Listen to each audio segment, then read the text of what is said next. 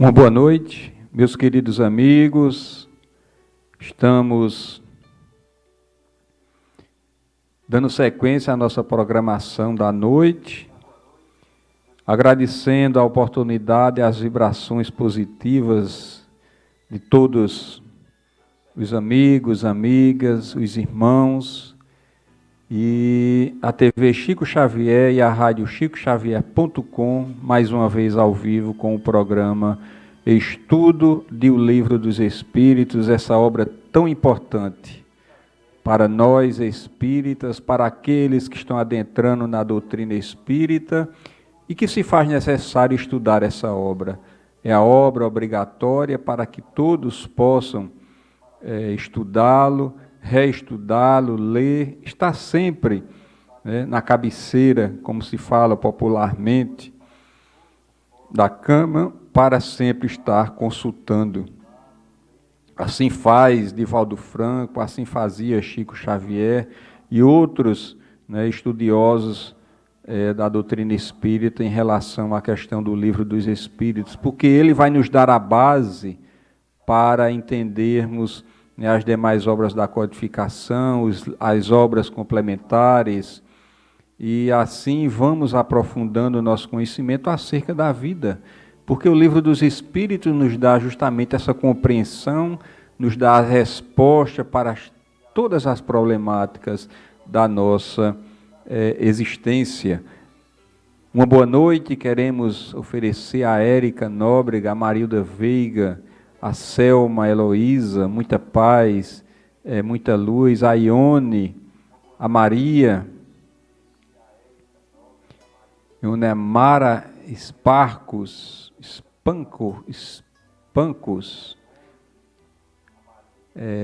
deixe-me ver mais quem está conosco, a Luísa Marques, muita paz, que já vai compartilhando o vídeo para que outros amigos das redes sociais possam também participar conosco desse estudo.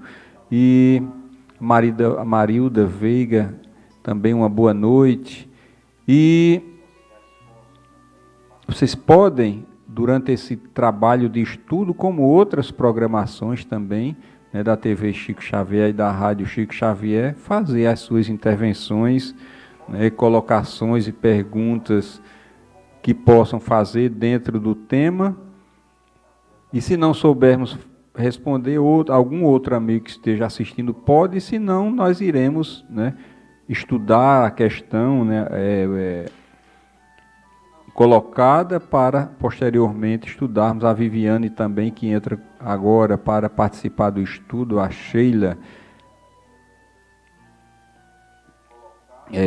Rodrigo, Bruno e Victor, que entram para estudar junto conosco, e dar a sequência do livro que estamos estudando hoje, o tomo 9, anunciamos na nossa programação que seria o 8, mas o 8 nós já temos, já tínhamos realmente realizado, e hoje nós estamos no tomo 9. Quem não seguiu a sequência desde o início, poderá ir lá no nosso canal no YouTube, TV Chico Xavier, porque lá tem todos os vídeos, desde o primeiro, a introdução do Livro dos Espíritos, o primeiro tomo, o segundo, o terceiro, até o 8, e hoje nós estamos realizando o tomo 9 da introdução do Livro dos Espíritos. E é sempre com muita emoção que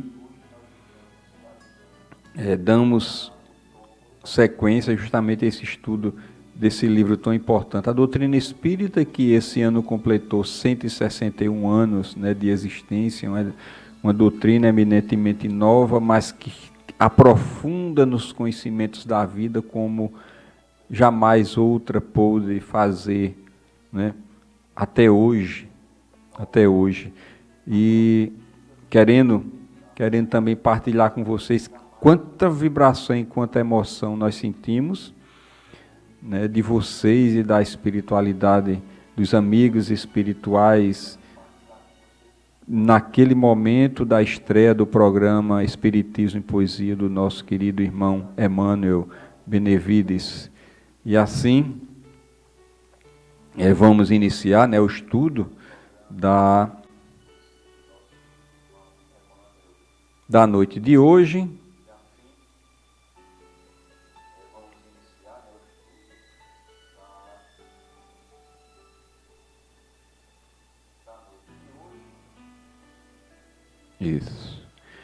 Livro dos Espíritos, 161 anos de existência, o estudo sistematizado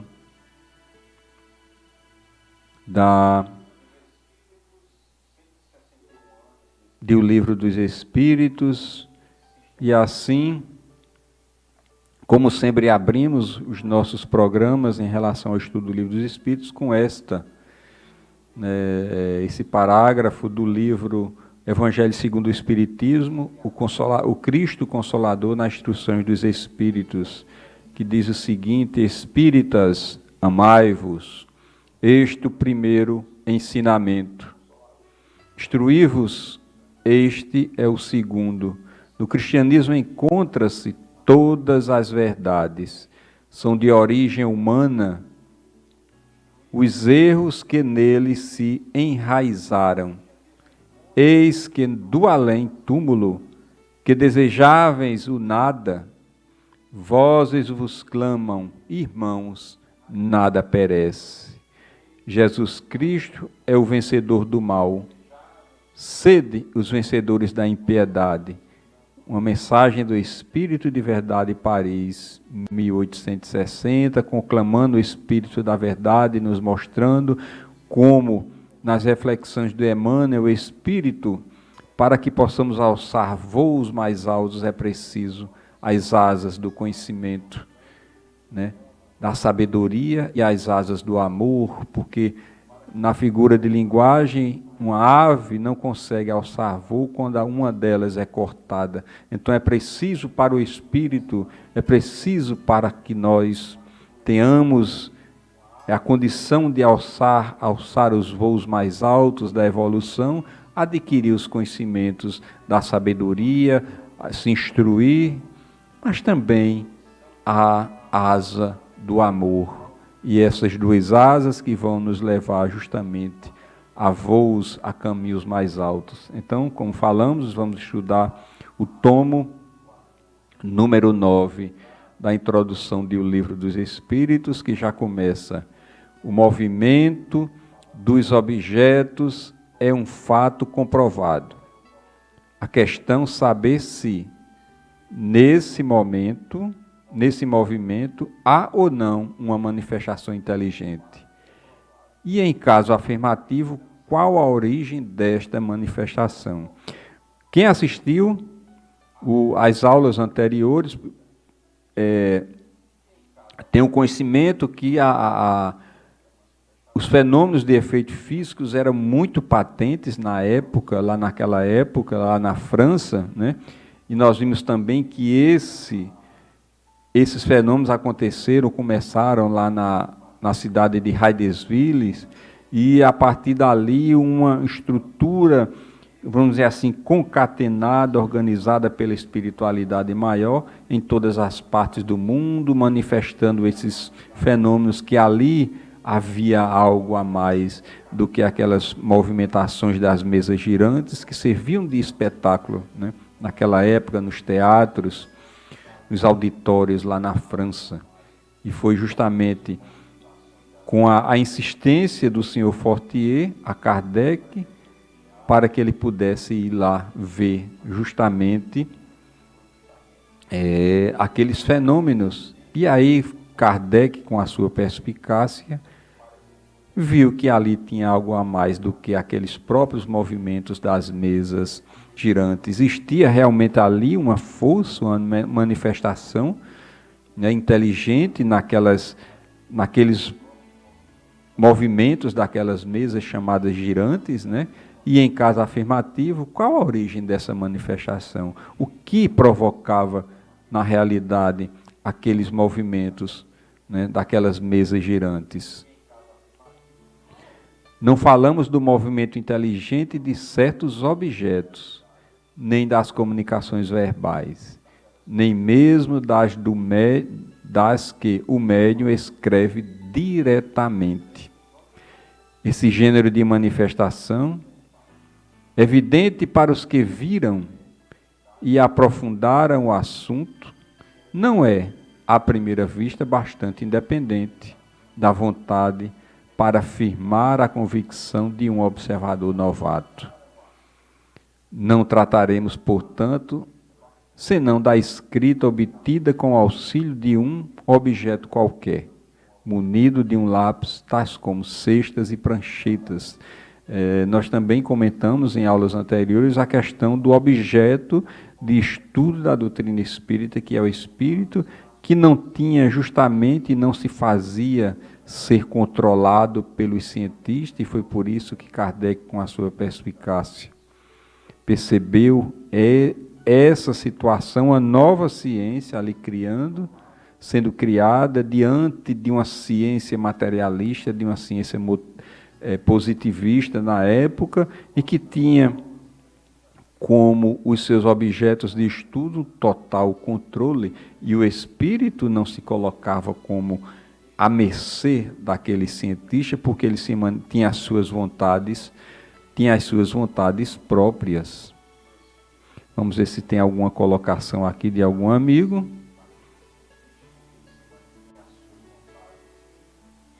Opa, Ernesto Viana, muita paz do nosso querido amigo de Natal, Agemílio também que está conosco, que ainda não tínhamos dado o nosso comprometimento. Então vamos continuar, né, a nossa aula.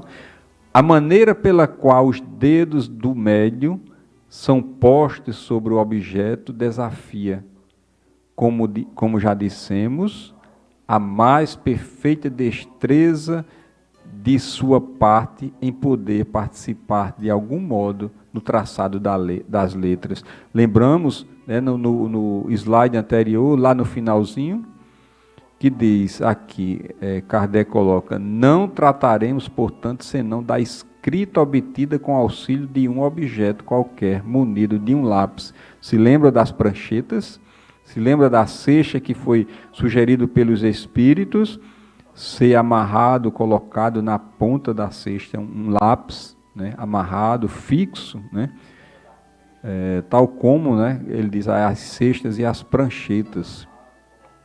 E assim, esse fenômeno foi justamente ali estudado, porque no caso da prancheta, os médios colocavam a mão ali suavemente na prancheta, né, e assim, aleatoriamente, vamos dizer assim, entre aspas, a prancheta começava a se movimentar de forma tal que começava a traçar letras, palavras, né, textos, né, dentro de um processo de entendimento e de inteligência, né? Então, aquele fenômeno que estava ali acontecendo criava textos inteligentes, né, demonstrando que algo havia além daqueles movimentos, né, que estavam ali acontecendo, para que todos aqueles que estivessem naquele momento ali pudessem perceber. Mas, continuando, admitamos ainda que, por uma habilidade maravilhosa, possa ele enganar os olhos mais atentos. Como explicar a natureza das respostas? Porque ali eram traçadas respostas, perguntas inteligentes, né? E respostas justamente direcionadas àquela pergunta que era feita, quando estão muito além de todas as ideias do conhecimento do médium. Às vezes médios ali, adolescentes, médios crianças que eram usados, né, naquela época, e médios iletrados, e que se caracterizava ali naquele movimento das cestas e das pranchetas, respostas inteligentes e muito aquém da capacidade do médium, né? Muito aquém dos conhecimentos do médium. Ora, alguma coisa chamava a atenção, né, de toda aquela fenomenologia. Alguém faz uma pergunta, né, da plateia, vamos dizer, da plateia ou daqueles que estão ali a estudar o movimento. O médium não tinha sequer, vamos dizer assim, o primário, ou um conhecimento muito, muito pequeno da vida e dos conhecimentos, né,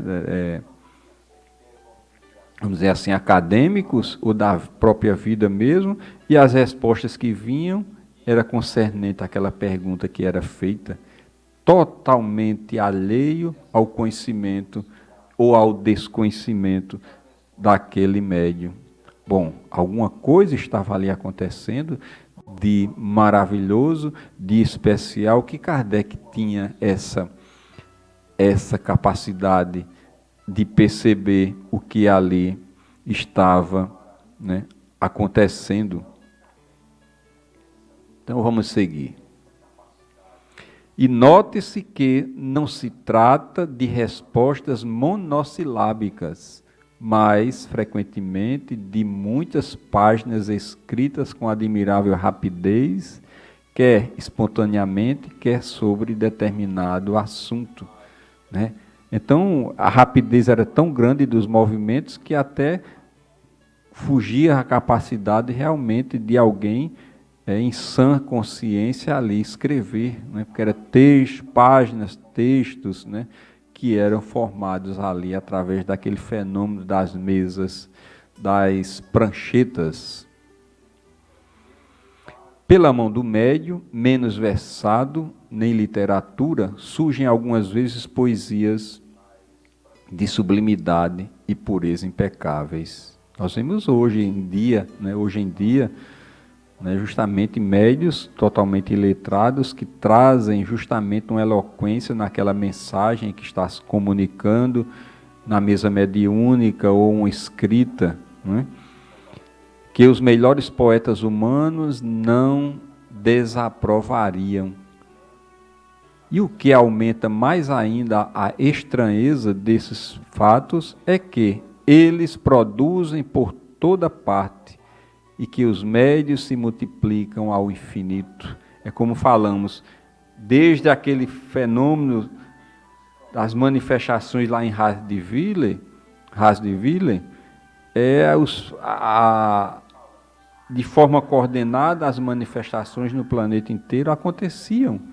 Médios aqui escreviam algo, acolá também, da mesma forma. É tanto que Kardec, quando começou a compilar o livro dos Espíritos, ele redigia uma pergunta e mandava para vários grupos, em várias outras cidades, estados e países, e depois recebia para comparar, né, as respostas. E nós já percebemos aí o trabalho, né, que Kardec teve, né, e também a paciência e a perspicácia para construir esse belíssimo livro com 1019 perguntas, sabendo que o primeiro foi com 501 perguntas. E seguindo, esses fatos reais ou não, para esta pergunta só, esses fatos são reais ou não? Para esta pergunta só temos uma resposta: vede e observai. Não vos faltarão oportunidades, mas, sobretudo, observai muitas vezes, por longo tempo e de acordo com as condições exigidas. O fenômeno está ali, estava ali acontecendo aos olhos de todos.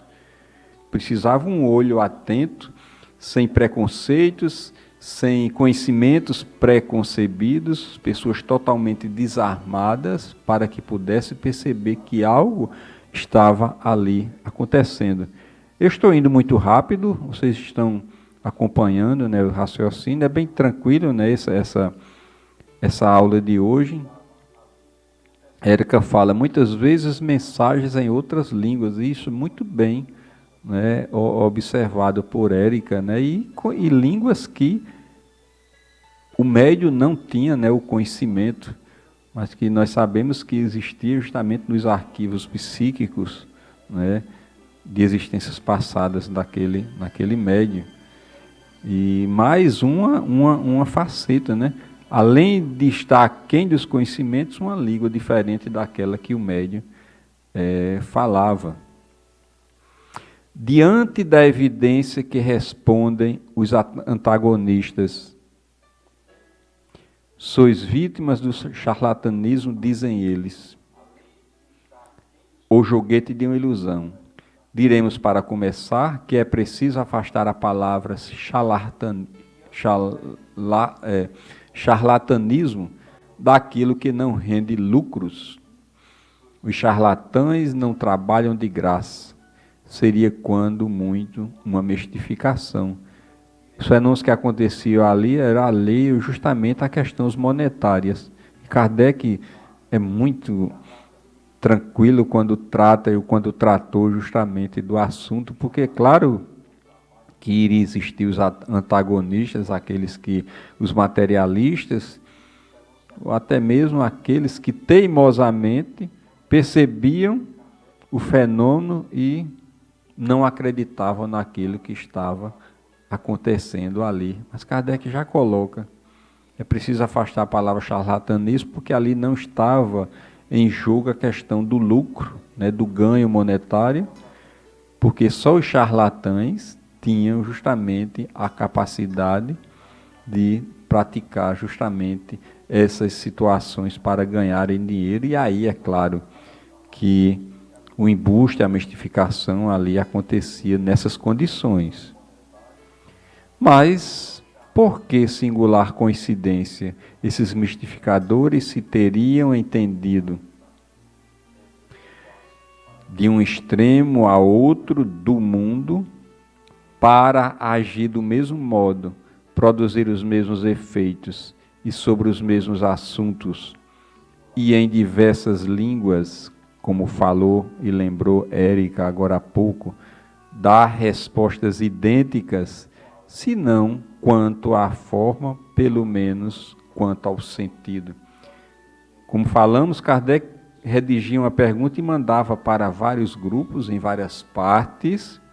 Ora, como isso poderia ser um charlatanismo?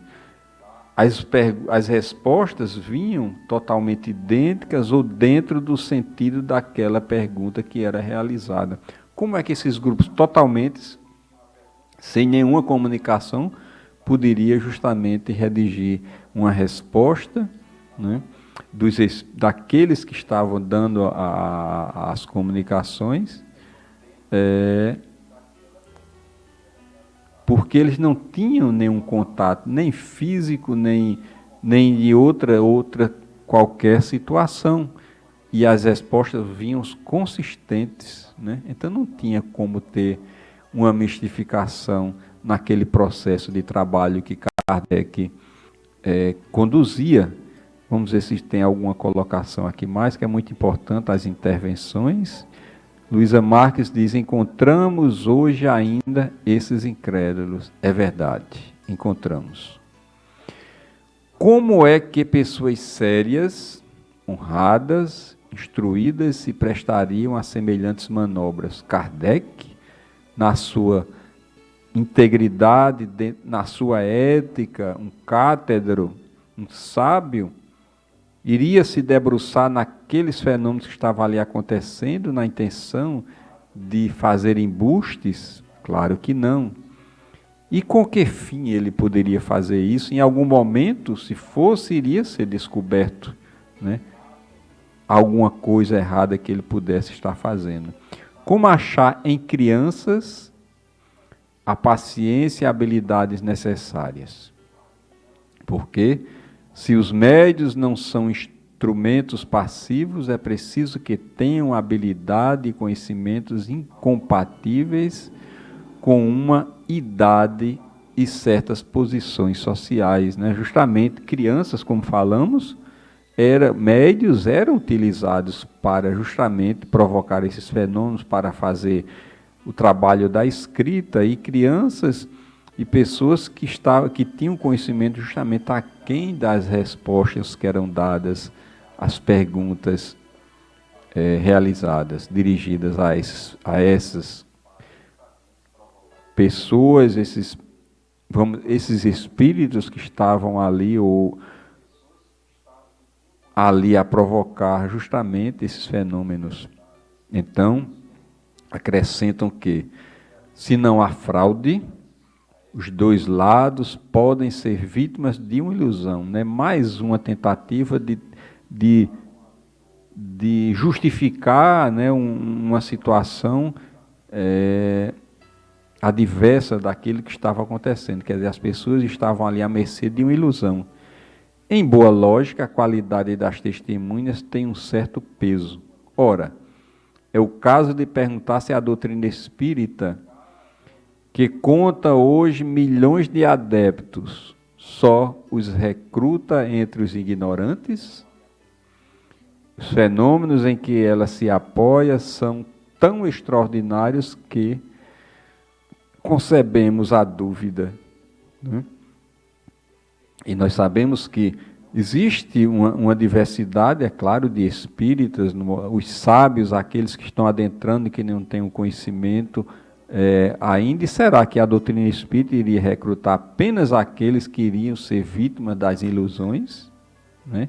De uma ilusão de ótica, de uma percepção criativa daquilo que eles estão ali a observar? É claro que não. E Kardec vai nos seus argumentos justamente sustentando a ideia de que o fenômeno que estava ali acontecendo das mesas girantes, da escrita através das pranchetas, era totalmente e absolutamente real. Porém, o que não poderia admitir era a pretensão de certos incrédulos ao monopólio do bom senso e que, sem respeito às conveniências e o valor moral dos adversários, taxem de ineptos sem a menor cerimônia os que não concordam com seus pareceres. Kardec é bem incisivo agora nesse momento, porque ele questiona justamente a integridade daqueles que se dizem adversários daqueles fenômenos que estavam sendo estudados, né? E para nós percebermos que ele, em momentos outros, em alguns momentos, ele era incisivo e precisava, em alguns momentos, né? Porque muitas vezes aqueles que estavam ali a desacreditar daquele fenômeno que estava acontecendo, seriam pessoas totalmente fora de uma ética, né, e que estava, vamos dizer assim, ali para deturpar justamente o fenômeno que estava sendo ali estudado. E por último, slide da noite: aos olhos de qualquer pessoa judiciosa, a opinião de pessoas esclarecidas que por muito tempo viram, estudaram e meditaram um fato, constituirá sempre, quando não uma prova, pelo menos uma presunção a seu favor, já que poder prender a atenção de homens sérios que não têm interesse em propagar erros, nem tempo a perder com futilidades, e assim foi o que aconteceu com Kardec. Fortier foi muito feliz a convencer Kardec para observar aquilo que estava ali acontecendo, porque ele sabia que Kardec tinha a devida capacidade e a condição, era um homem íntegro, estudioso, ético, e que ali iria dar um parecer consistente. E é tanto que ele, né, quando ele percebeu que existia algum movimento inteligente, ele duvidou que seria as mesas, né, músculos, né, para se moverem, foi um dos questionamentos dele. Então ele percebeu que existia algo além, né, daquele movimento. Tinha alguma coisa ali inteligente por trás daqueles fenômenos.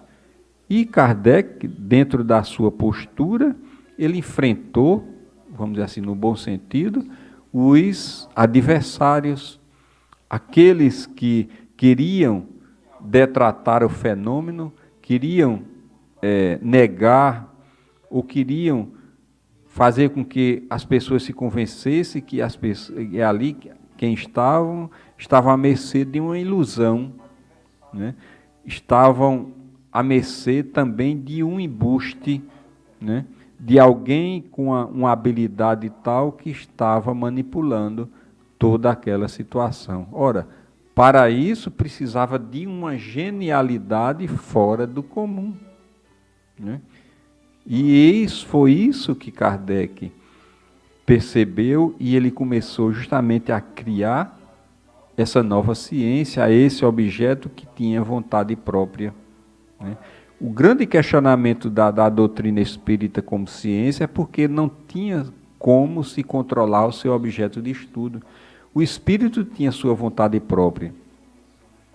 Quando William Crookes, né, teve a oportunidade de estudar Kate King, né, aquele espírito durante, eu acho que mais de um ano ou muito mais, não foi pela vontade de William Crookes, mas foi o espírito que se propôs a ficar no laboratório e, a partir dessa vontade própria do espírito, fazer os estudos necessários e provar a ele que realmente tudo aquilo que estava acontecendo tinha a sua veracidade, porque nós sabemos que ele foi contratado justamente para, como era um cientista famoso da época, e achavam aqueles que tinham contratado ele para comprovar a inverdade daquilo que estava acontecendo. O que aconteceu depois de tudo isso foi que ele revelou que tudo aquilo que estava acontecendo de fenômeno ali era uma realidade e era uma verdade, né?